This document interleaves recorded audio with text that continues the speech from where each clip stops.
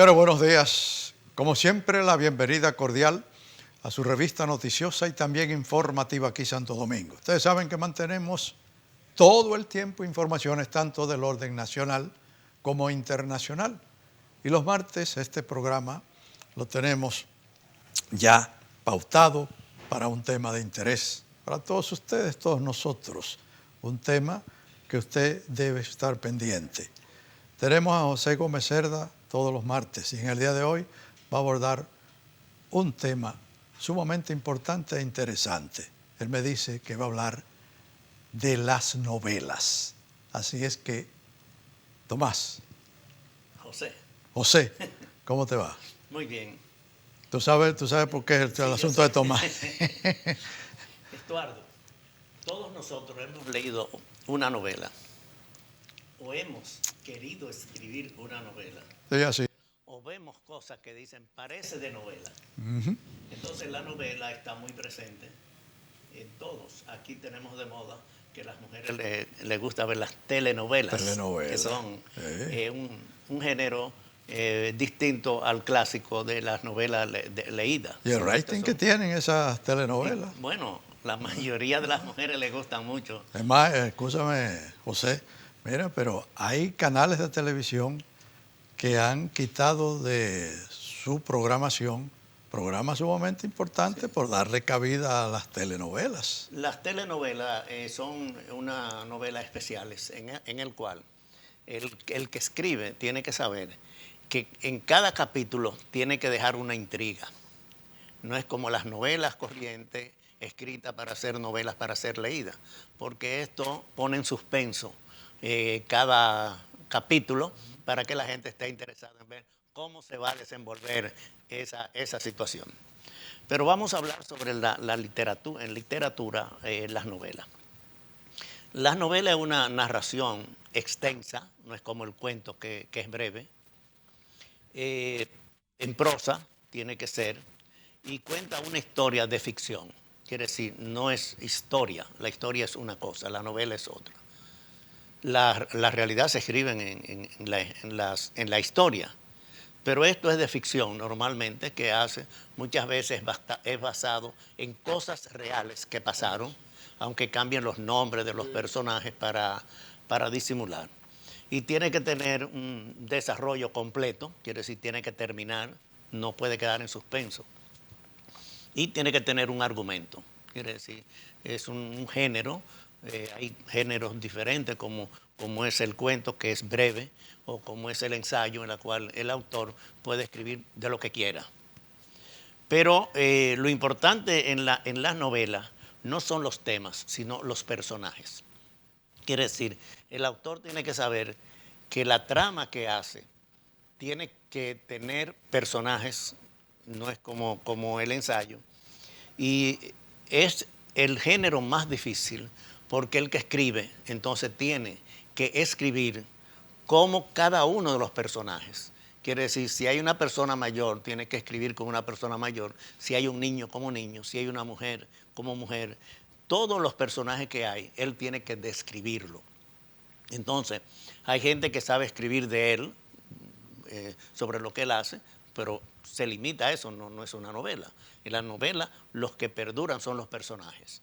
Si nosotros vemos personajes, por ejemplo, modernos que uno dice, bueno, el Hombre Araña, Harry Potter, Tarzán, Superman, Robin y Batman y todo eso, uno conoce los personajes. Pero si le preguntan, ¿quién escribió eso? No sabe. Porque los personajes se elevan a veces superior a los escritores, tienen más categoría. Y el autor tiene que saber que en una novela lo importante es describir a los personajes. Quiere decir, si tú vas a escribir de un hombre blanco, es el más blanco. Si es de un negro, el más negro. Si es fuerte, el más fuerte. Porque es una forma que la gente pueda conocer los personajes. Quiere decir, tiene que describirlo.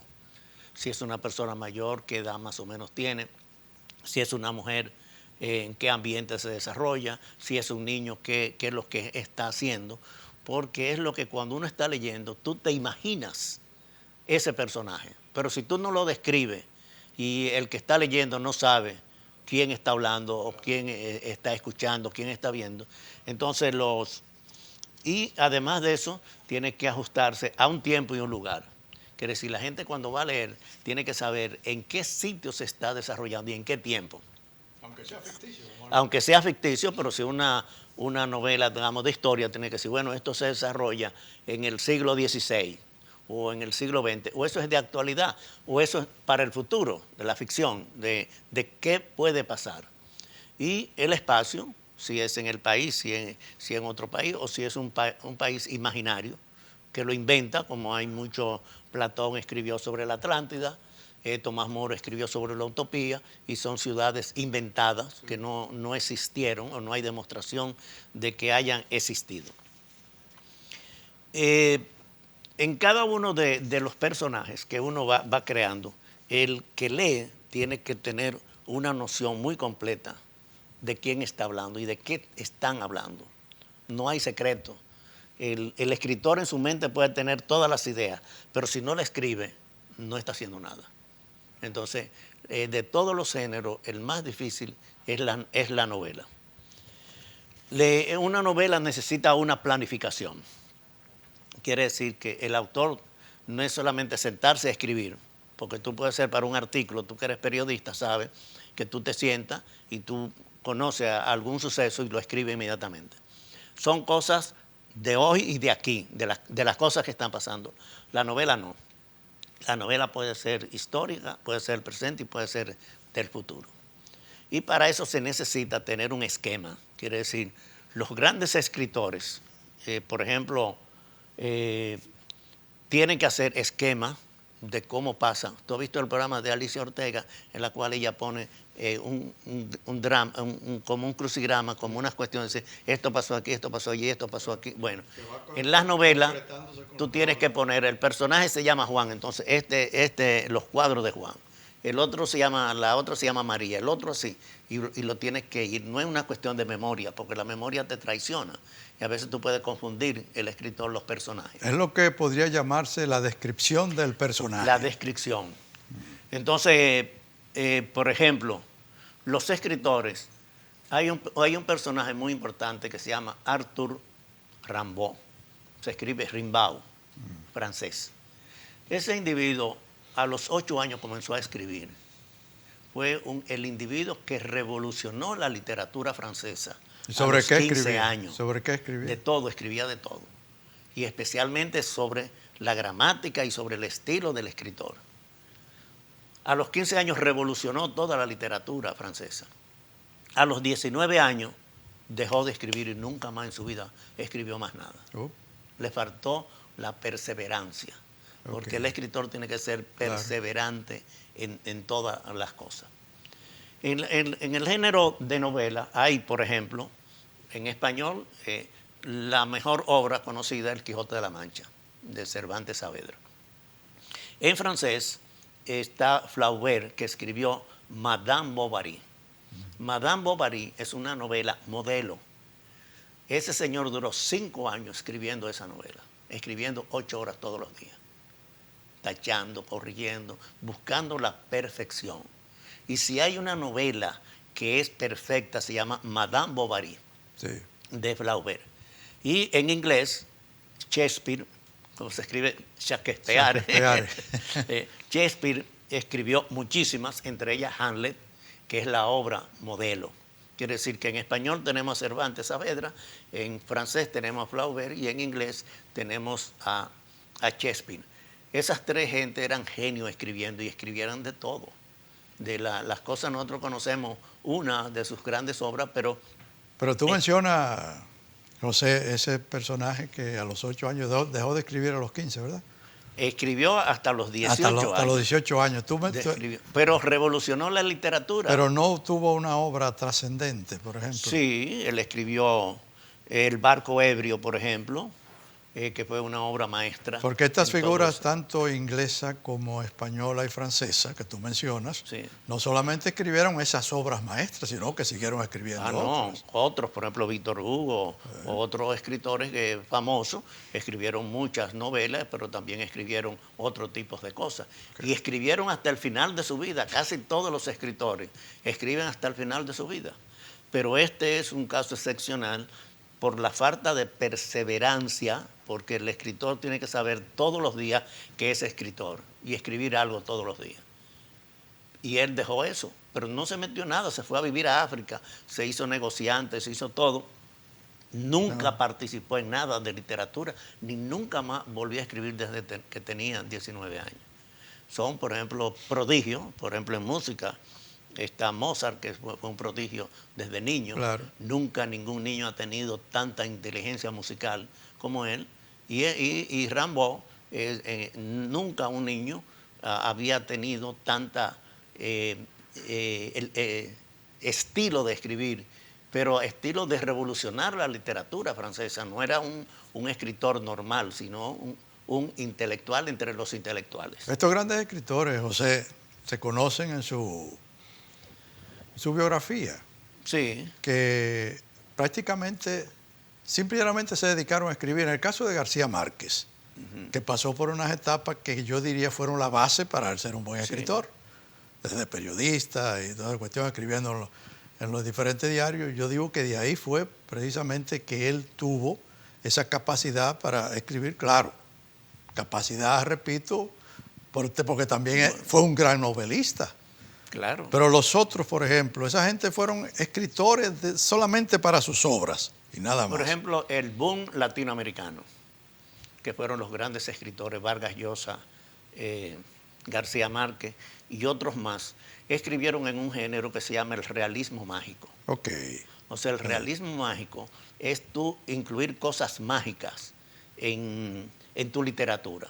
Y los mejores escritores que hay en América Latina escriben en el realismo mágico. Por ejemplo, Isabel Allende. Isabel Allende comenzó escribiendo una carta a su abuelo. Ella era periodista, porque tú dices, el periodismo ya un 50% para Claro. cualquier escritor. Ella comenzó escribiendo, había pasado mucho tiempo con su abuelo. Ella era sobrina de Allende, el presidente de Chile. Y cuando tumbaron a Allende, pues ella tuvo que irse del país, porque era sobrina, aunque no tuviera nada que ver en la política, pero era su sobrina. Y ella se había criado con su abuelo y comenzó a escribir una carta. Y en la carta recordando cómo ella vivía con su abuelo, y eso se llama la casa de Los espíritus. De los espíritus. Fue eso. Entonces, antes, muchos escritores lo que hacían eran epístolas o cartas. Y esas cartas eran extensas, no era una carta de saludo o de comunicación, sino carta dirigida a otras personas. Y grandes escritores comenzaron así, Isabel Allende. Todos estos escritores del boom latinoamericano, Donoso, Vargas Llosa y todo esto, escribieron en este estilo. Yo escribo en otro estilo que se llama realismo crítico. O sea, el realismo mágico es para incorporar cosas de magia. Correcto. Por eso se llama mágico. O sea, puede una hormiga, 100 años de soledad, aparecen cosas que son fantásticas en este sentido, o mágicas. Yo escribo en el realismo crítico, quiere decir, el realismo es la parte fundamental porque es para describir realidades. Y en vez de poner cosas mágicas, o entonces ficticias, hago críticas. O sea, realismo crítico es un género en la cual la persona describe la realidad. Por ejemplo, esta novela que se llama Mirar siempre adelante. O sea, es una novela que trata sobre la realidad de la República Dominicana. ¿Qué está pasando en estos momentos? Y ¿De qué fecha a qué fecha más o menos? Más o menos lo que está pasando del 85 del 15 al día de hoy, al 19. Okay. Las realidades políticas, económicas y sociales.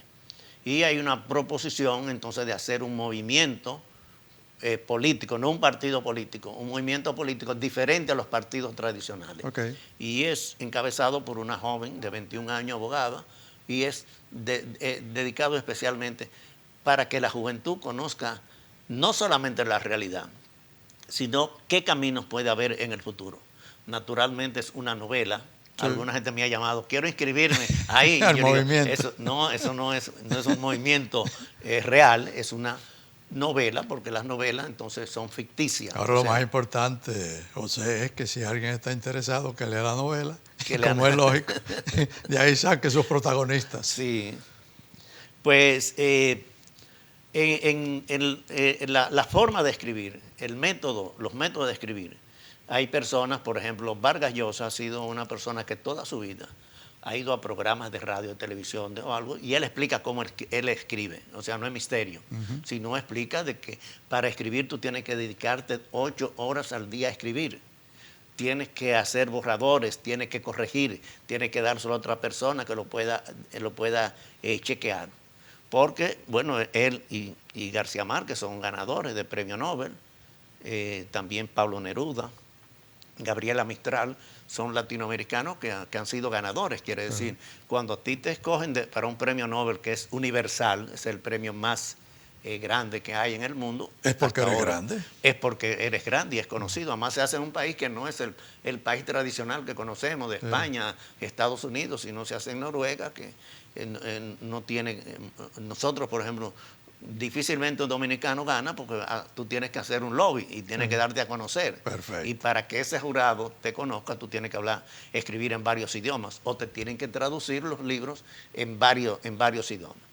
Entonces, primero, un escritor tiene que buscar un sitio donde escribir diariamente.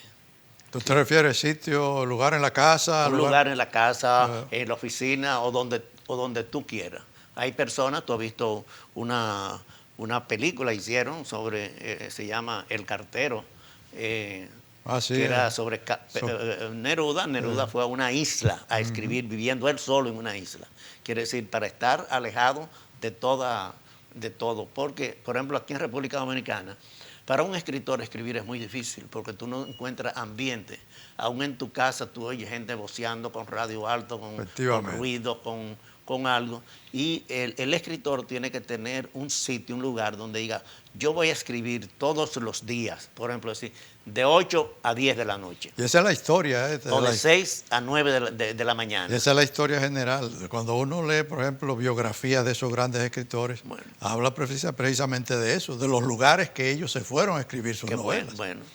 Uno, por ejemplo, para un escritor joven es bueno, primero que aprenda otro idioma, porque el escritor que solamente conoce un idioma está limitado. Mientras tú conoces, por ejemplo, en inglés, si tú conoces inglés y puedes leer los autores ingleses o norteamericanos, en muchos países que se habla inglés, o el francés, entonces eso te da otro mundo. Lo mismo que ir a vivirse a otro país o a otra región, porque uno siempre en la misma rutina, uno se pierde. Pero si tú ves, aunque sea decir, yo me voy un tiempo a San Francisco de Macorís, a San Pedro, a La Romana, a Higüey o algo, tu mente cambia y tú te ajustas a otros ambientes que no es el tradicional. Entonces, para una persona que quiera escribir, es conveniente que, si es joven, aprenda otro idioma. Si puede aprender 2, hoy día muchos jóvenes hablan 3 idiomas. Estudian 3 idiomas, porque el idioma se ha hecho una parte para conseguir empleo, muy fácil. Aquí en el turismo, cualquier muchacho tiene que saber inglés, francés, alemán o entender, no es hablar perfectamente, sino entender y darse a entender. Y para el escritor tiene que tener un sitio fijo, una hora fija, donde tú vayas, que haya tranquilidad. Yo, por ejemplo, yo escribía, cuando comencé, de las 10 de la noche hasta las 11, porque era que ya los muchachos estaban acostados, claro. Había silencio en la casa y yo podía escribir. Pero hay que buscar un sitio adecuado que uno pueda permanecer. Hay que tener los instrumentos, García Márquez llama los trabajos de carpintería que hay que hacer, porque no es solamente escribir. Tú tienes después que acotejar muchas cosas, hablar con mucha gente, corregir mucho, darlo a entender a otra gente. porque cuando se supone que una novela es algo inédito, que no se ha escrito sobre eso, entonces se necesita que otras personas puedan corregirlo. Dame un break, José, para los comerciales, pero antes de ir a los comerciales, quiero que tú me enfoques, por ejemplo, el tema de las autobiografías, porque yo veo que se escriben muchas autobiografías de personajes importantes, de personalidades, y entonces muchas veces viene una crítica increíble, siendo precisamente que se está hablando de la figura. Sí. Pero eso me lo vas a desglosar después de la pausa.